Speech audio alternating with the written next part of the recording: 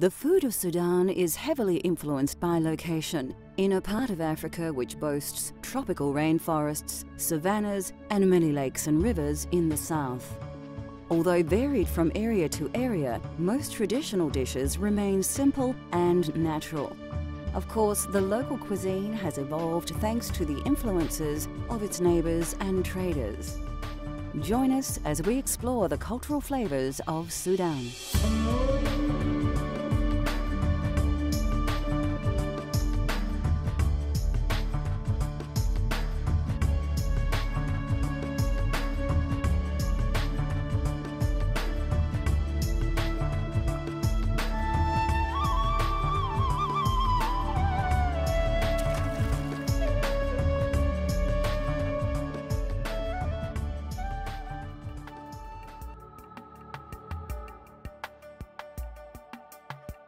Meeting the Red Sea in the north and neighbouring Egypt, Ethiopia, Kenya, Chad and several other African nations, Sudan has taken influences from all points of the compass. Popular ingredients in Sudanese cooking are sesame seeds, nuts, rice, wheat, meat and fish. Such ingredients, obviously meat, vegetables, spices in general, but obviously you need to know how the spices being measured in the food and which spice to use with what kind of food to get that Sudanese flavor, you know what I mean? Because everybody can see the spices we're using in our cooking is similar to any other spices in the world, but it's a secret that you have to use certain spices with certain food, with certain meat, with certain different vegetables, and yeah, that's how you can identify food different from other different culture, yes.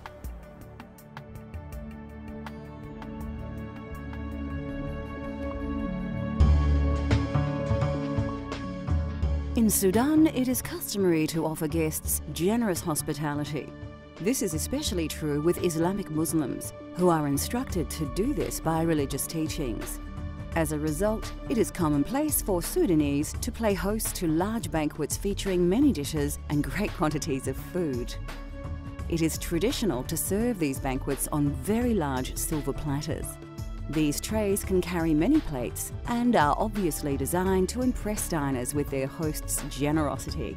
Banquet is very important in the Sudanese culture, like because everyone naturally come and sit together. This is part of our day, part of our culture actually, literally. You have to sit together with the family, you cannot eat by yourself.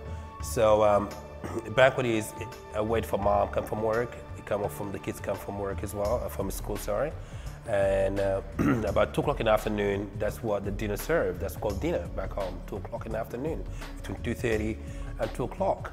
So make sure, everybody have to be present in the dinner table that time. It's nobody say, I can't eat now or I can eat later, I'm not hungry. It's kind of like routine, you know? So 2:30, everyone come home, the dinner is served, and everyone eat together at 2:30. On this platter, we see a selection of dishes that would form the basis of a traditional Sudanese banquet. This beef dish features an array of spices commonly used across the region and is often eaten with hummus, bread and vegetables. Apparently originating in the highlands of neighbouring Ethiopia, okra has grown in popularity in many parts of the world. It is a staple vegetable for the Sudanese and highly valued for its tolerance to the harshest of growing conditions. Broad beans are another staple, and these are grown in abundance across the region. They are often stored dry and soaked before being cooked in numerous ways. They are a tasty and extremely healthy essential Sudanese ingredient. Salads are also loved by people of the region and will feature any number of seasonal produce. And any meal would not be complete without a dessert, and this banquet is no different. These are fatir, a traditional donut topped with caster sugar and commonly eaten with dried fruit. Today on Cultural Flavours, we will show you how to prepare a Sudanese banquet, just like this delicious feast, so you may offer some generous hospitality to some guests of your very own.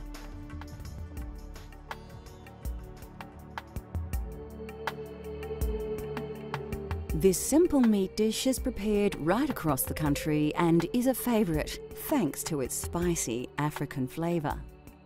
The flavour is it's just more kind of like, it's spicy. It's not as spicy as heat. It's more like lots of taste into it.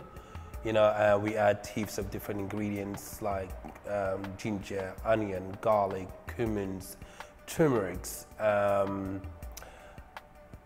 Just every spice in the world we have back home, and the way we roasted spices and get this aroma out of them, you know, that's the secret of Sudanese cuisine cooking, yeah.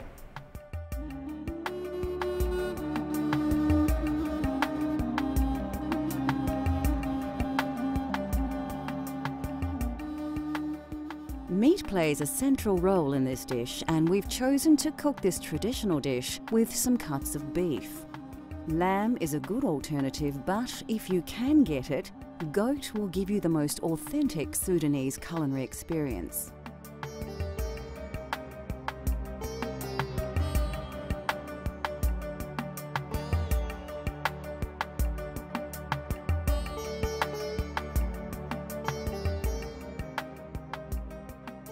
Of course, you'll need an onion and a few cloves of garlic to create a great base for your dish, as well as a range of commonly available spices such as cinnamon, bay leaves and black pepper.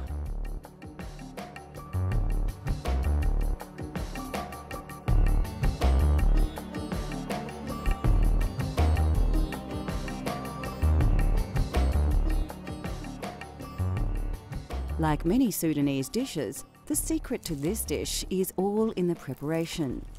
First, chop a brown onion in half and peel away its skin. Then, roughly slice both halves of the onion and place these in a frying pan. Take a few cloves of fresh garlic, place them on your chopping board and crush them with the side of a blade. Quickly peel away the skin to reveal the bulbs. Chop your garlic finely and then add this to the frying pan along with your onion. Place the frying pan in front of you and get ready to add some spice. First, we need to add 1 heaped teaspoon of cumin powder. Take some chili powder and sprinkle about 1 teaspoon over the ingredients. Next, we need to add a couple of good pinches of ground black pepper, and then a single teaspoon of turmeric powder. A few dried bay leaves with their distinctive flavour and fragrance will enhance the taste and aroma of the meat as it cooks. A teaspoon of crushed cinnamon will infuse the meat with a slight sweetness.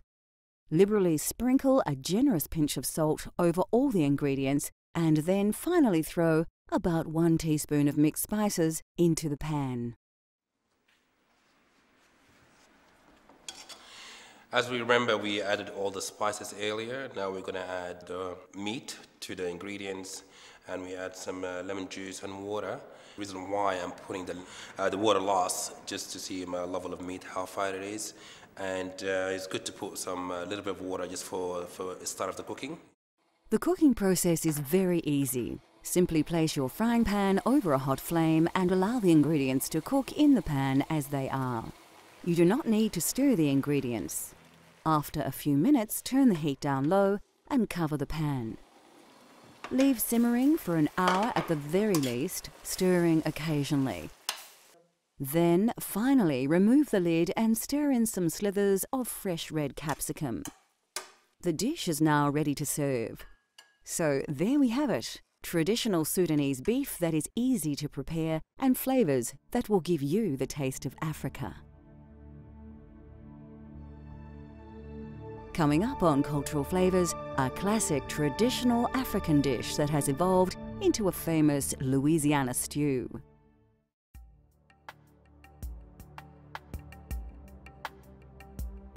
Okra is native to Western Africa and is valued for its edible green fruits, which are sometimes called ladies' fingers. African migrants introduced okra to the US, and it is a forerunner to the famous gumbo from the Deep South. It's very popular. Okra dish is vegetables, of course, you know, and it's very popular. And we have about 3 different varieties of okra back home in Sudan. and each variety has certain type of dishes being cooked. You know, I have a longer one, a shorter one, and and a darker one. The darker one is like green, dark color. It's more made for being dried, and it's being ground like a powder, and they use it with the stock as a soup, you know. And the longest one, obviously, use it as a vegetarian, you know, with tomato paste and some garlic and onion on all ingredients, and you can use it for cooking with chicken or lamb or beef, whatever you like, yeah. But it is very, very popular dish in Sudan. Okra, everyone eat okra back home, yeah.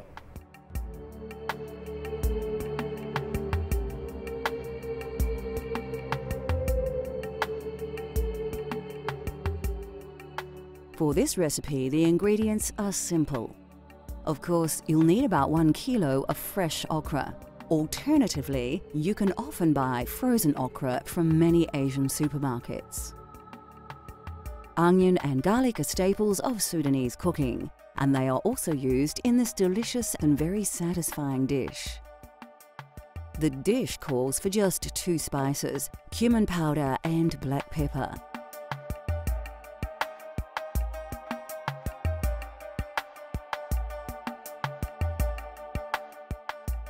Sudanese kishra or bread is simply made by mixing 500 grams of flour to 1 litre of water.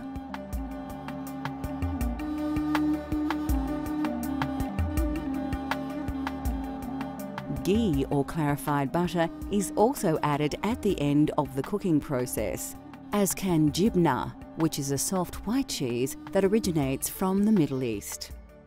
The first thing we need to do is prepare an onion. Chop a brown onion in half, peel it and then roughly slice it like so. Then place it in a saucepan. Take some garlic, then using the flat side of your knife, crush the garlic with your hand. You can now easily peel away the old skin to reveal the fresh bulbs. Finely chop the garlic and add it to the saucepan with the onion. Now we can prepare our fresh okra. Take a small handful and, one by one, chop them into small pieces. Once you cut all the okra, pick them up and place them into the saucepan. Grab a generous bunch of fresh dill herbs and roughly chop them. Place these also into the saucepan. Okay, we just added all the fresh ingredients. I'm going to add some spices to the okra. Okay, I've got some black pepper. Obviously, black pepper give a bit of flavor, a bit of heat as well.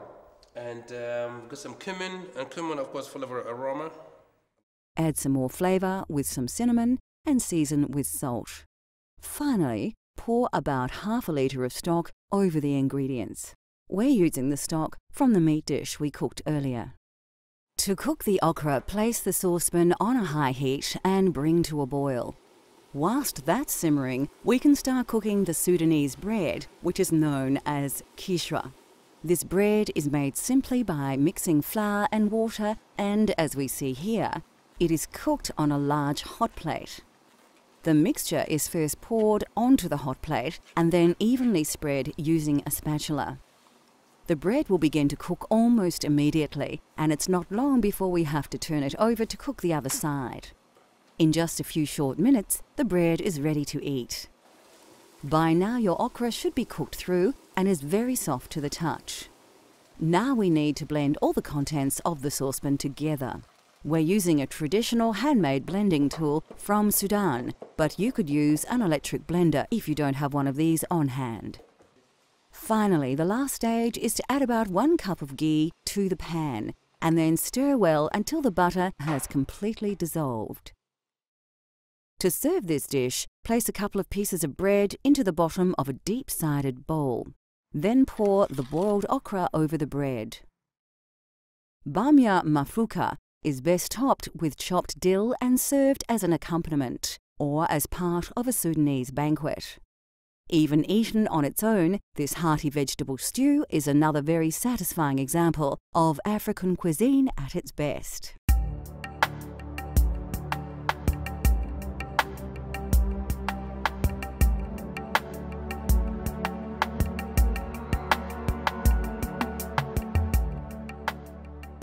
Broad beans are one of the longest cultivated legumes, and they were even deposited with the dead in ancient Egypt.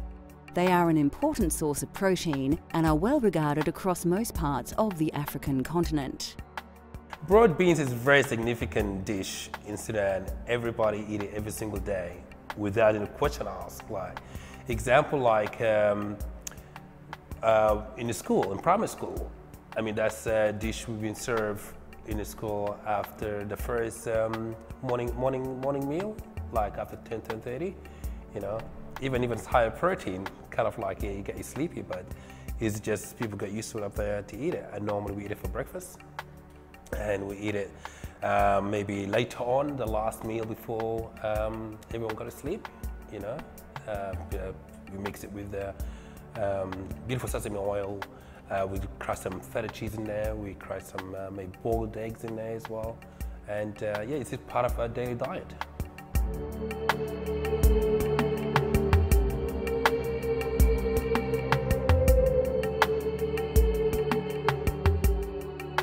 Of course, the main ingredient of this recipe are broad beans, also known as fava beans in some parts of the world. They are a popular bean that grows well in all conditions, making it perfect for the Sudanese region.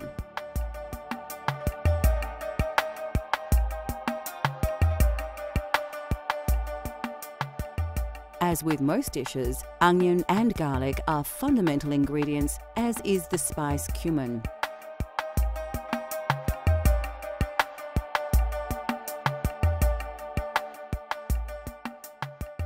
When cooking fol, it is important that you let dried beans soak in water for around 24 hours. Simply place the dry beans into a large mixing bowl and cover with water. Put them aside for later. You'll also need to roughly chop a medium onion and finely dice some fresh garlic. When you're ready to cook, heat a large frying pan to a medium to high temperature. Place some beans into the pan and include some of the water that the beans have been soaking in. After about a minute and a half, the beans should be cooked through, so remove the pan from the heat and pour them into a bowl for later. Now add generous amounts of oil into the saucepan and heat through on a medium flame. Place the onion we chopped earlier into the oil and allow to gently brown. Then add the garlic. Stir well and let the garlic cook through. Add the beans, which should have absorbed all the water that they were cooked in, to the pan. Also, sprinkle a very generous pinch of cumin powder over all the ingredients and season with a good amount of salt. Toss the ingredients over in the pan and then allow everything to cook thoroughly, absorbing the spices. Next, add the juice of half a lemon and toss again to thoroughly combine all the ingredients. Simply garnish with a few sprigs of coriander and serve with any main meal. Sudanese fol is a healthy dish that will truly inspire you to explore the world of traditional African cuisine.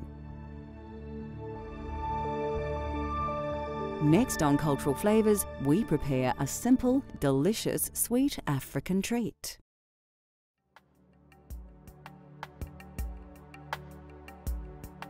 Fatia is the name that the Sudanese give to their traditional sweet donuts. They're simple to create and taste delicious, especially if you're lucky enough to eat them while they're still hot from the pan. The fatia is a type of biscuit we cook back home, and normally we use it for special occasion back home. But we eat it every day if my mom kind of like cooked enough. Been stored in the kitchen, we just like eat it as a treat every morning with a cup of tea before we go to school, you know. But mainly cook for special occasion like wedding, circumcision, or anniversary, stuff like that. Or you have guests in the house that coming from far away, right? That's the first thing you're going to present to the guests. With a cup of tea, it's like normal other culture as well. They use anything for like biscuits or soft drinks or to bring to their guests. So that's what we bring to our guests first in the table and during having a chat with some loved one come from far away.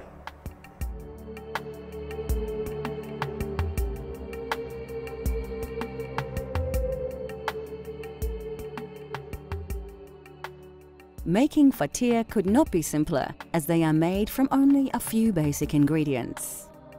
Of course, you'll also need some water to mix everything together.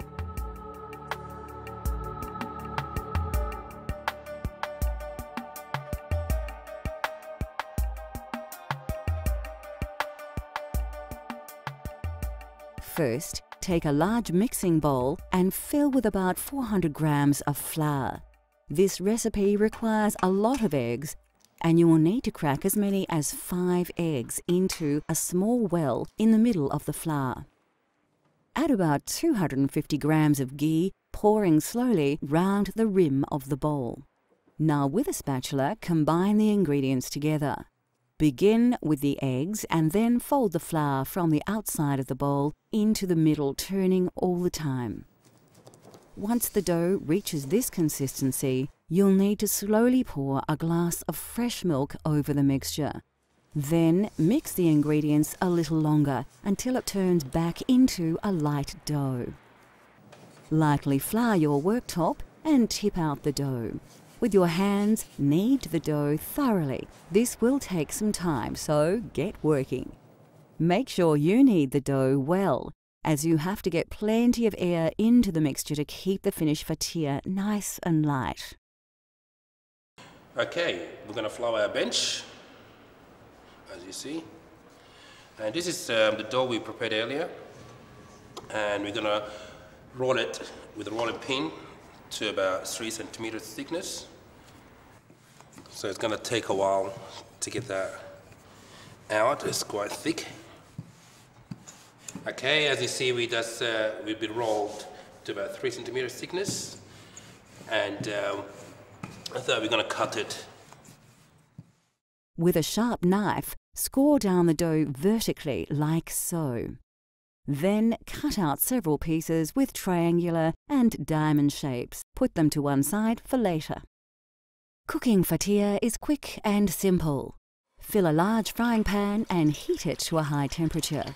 Carefully place a few fatia into the oil and allow them to fry. After about just 30 seconds, turn them over with some tongs. Once they have turned golden brown on both sides, they are ready. To serve, simply sprinkle with liberal amounts of caster sugar and lashings of ice cream. They're best eaten while still warm at the end of a traditional Sudanese banquet.